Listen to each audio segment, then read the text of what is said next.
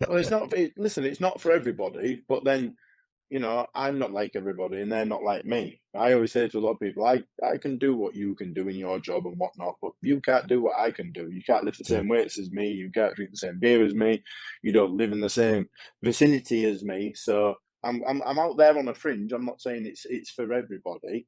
Um, Well, that's a surefire way to, get rich or, like you say, potentially lose it all. Bearing in mind, I'd have to have, if I've got £100,000 account and I'm managing 5,000, I'd have to get it wrong 20 times. So if I got it wrong 5 times and I lose 25,000 and I get that 300-point move, I'm still 60 to 70,000, well, call it 50,000 up, even after losing 20.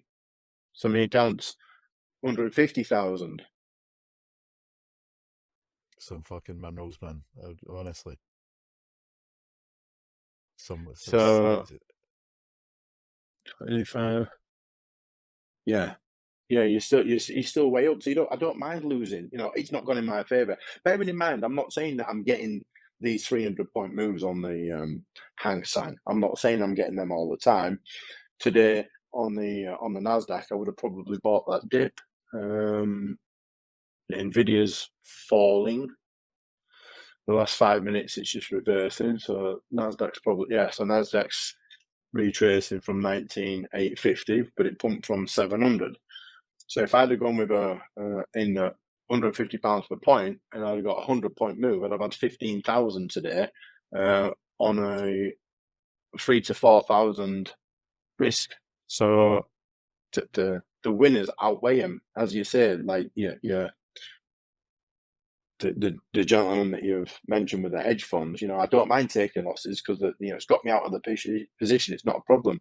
The problem is when you get short squeeze like GME, where you're having to double down on positions, and you've got $1 million cost average in buying a loser. It's just a nightmare, a short squeeze. But we're not getting to that element. If I'm wrong, I'm wrong. If I'm right, it's generally a 1 to 3. So I'm okay with a 50-60% win ratio. yeah.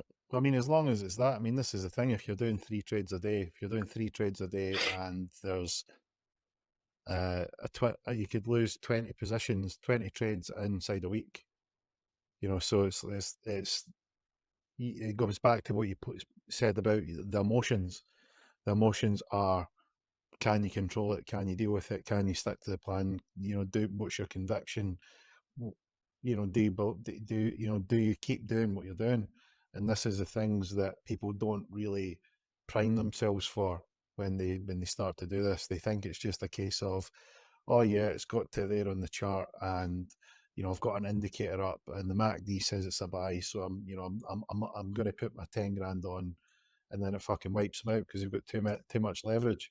I remember But I remember two the leverage three. and generally over position size, where if you've got 10 grand account with your standard sort of leverage, you want to be using maybe a quarter of that, 2,500, and manage maybe having a 200 pound stop loss, on the basis that you might get a 500-600 pound profit. Maybe a 1 to 2, well, a 1 to 3, you really want to be going. So £100 loss, 300-400 pound gain.